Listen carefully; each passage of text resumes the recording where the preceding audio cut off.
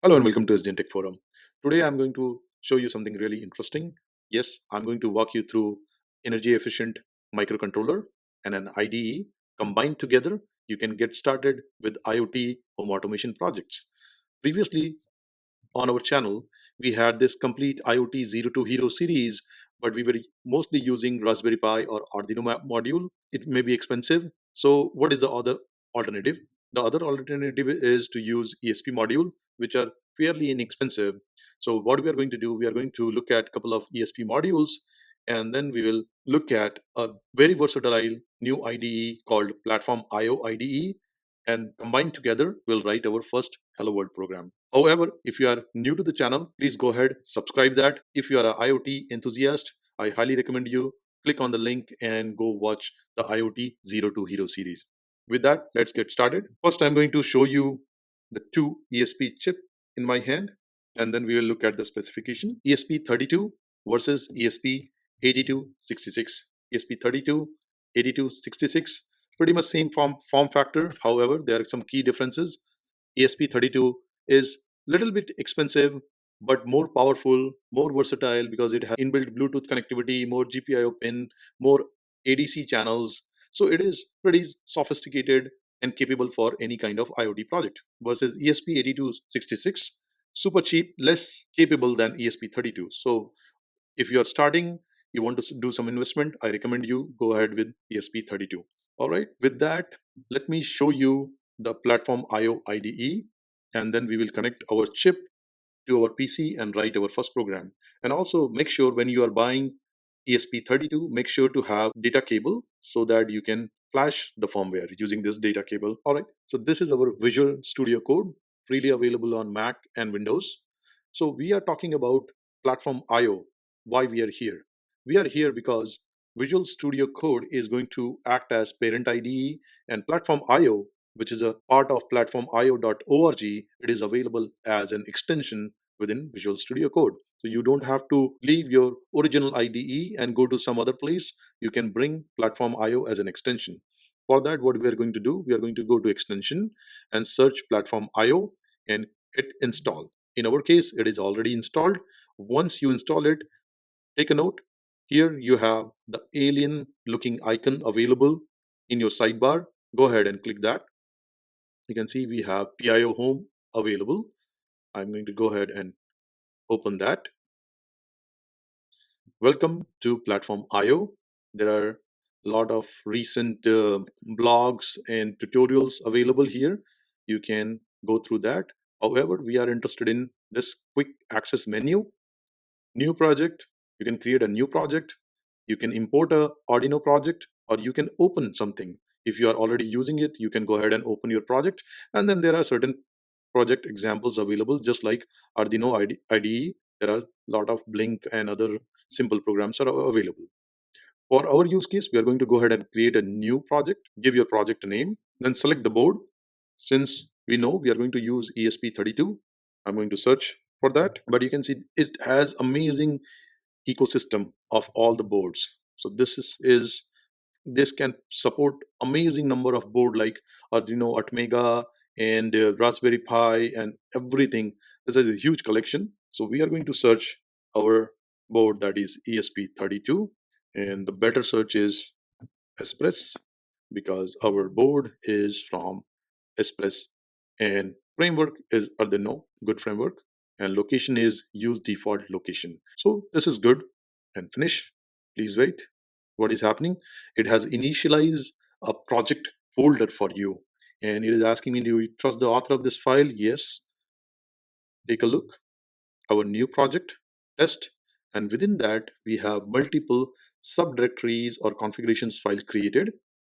Interesting thing is platform io.ini. This is the initializing module. It is already taken our platform and board, etc. Whatever we declared initially. Our main code is in source main.cpp, and it has a sample configuration include arduino.h, and it is showing you how to use void setup and how to use void loop. So let's pick up a ready-made program. What I'm going to do, I'm going to put hello world program. Here you can see we are starting with serial 115 200, that is our baud rate. But what is happening in this program? Pretty simple program.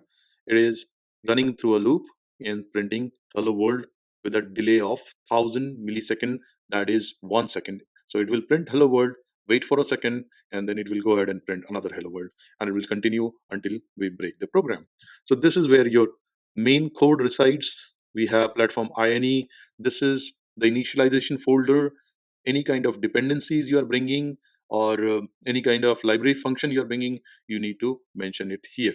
This is how simple it is to get started with platform IO. Now let's combine platform IO and ESP32 together and get this thing working. So what I'm going to do, I'm going to connect our ESP32 to the PC. And before we do that, let me show you something here. As you create your project, you will see some notable changes here at the very bottom ribbon. And all these are nothing but platform IO's shortcuts. So here you can build the program. Since I wrote this program here in main CPP, I need to compile it. So you can go ahead and build the program. This is for upload, to upload the program or the firmware to the sensors or dev kit. And then you can go ahead clean. This is very important, serial monitor, so we can watch the logs from the serial monitor and so on. Once I connect this, hopefully the COM port will be detected automatically. Our ESP32 is powered on. All right, let me go ahead, upload this code. First we need to compile. I'm going to go ahead and compile. You can see program is getting up compiled here, and we are seeing all the logs in terminal. ESP32 took 8.75 seconds. Pretty good. Yeah, let me go ahead and upload this. Now it is effectively writing the code on the chip, connecting using serial connection. So the COM port was detected automatically, and it is writing 12.69 second. So our program is on the chip. But what this program is doing, how we can monitor that?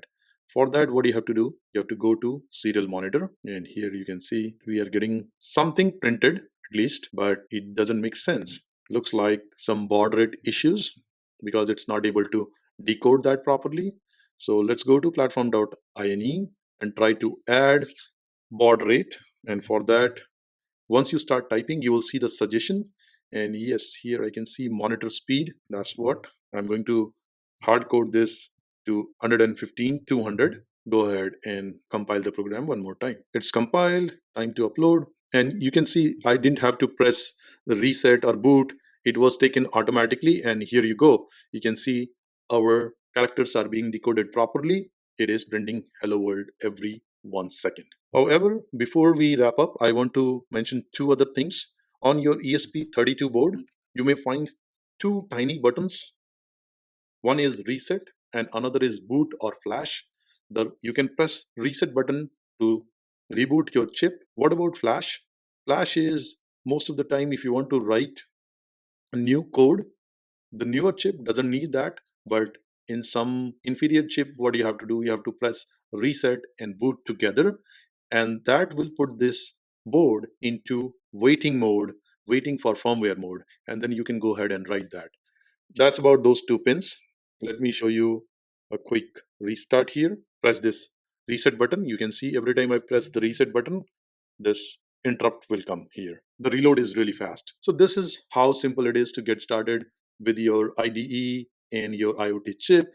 And with this, I hope you got some inspiration and you're going to build something awesome. Go take a look at the complete playlist and see what you can do. And I'll see you in next video. Thank you very much.